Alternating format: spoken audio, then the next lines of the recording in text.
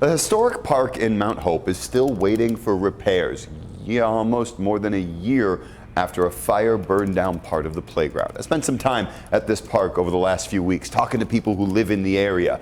They say this wait is still a sign of a bigger problem, decades of neglect by the city. Now they're working to not only fix that playground, but revitalize the entire neighborhood.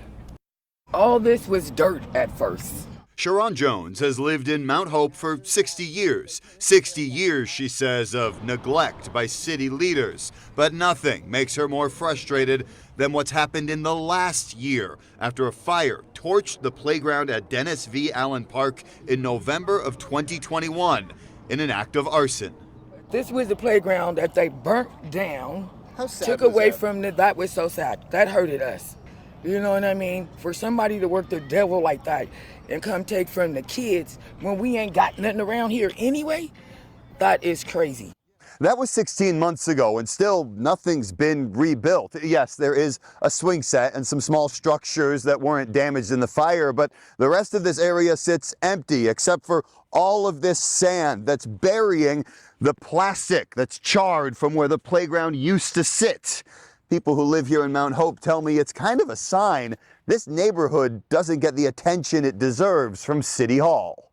This is a problem. We want to see things improve here. Rachel Powers is the vice chair of the Mount Hope Neighborhood Group. She tells me they're fighting for improvements to the playground, the bathrooms, and the entire park in general. It doesn't have regular maintenance. It doesn't feel like a clean place that you would want to use the facilities at. And that's a big detractor from wanting to use the park. And without this park, there really are no other outdoor options in Mount Hope. A map of the area shows it's surrounded on 3 sides by freeways, and the closest public park is nearly 3 miles away. I brought concerns about Dennis V. Allen Park to City Council President Sean Ella Rivera, who represents the Mount Hope area. The reality is that Mount Hope hasn't been prioritized over the years. That's just a fact. All of that is a result of decisions of the past that, quite frankly, are rooted in systemic racism. But that's changing, slowly.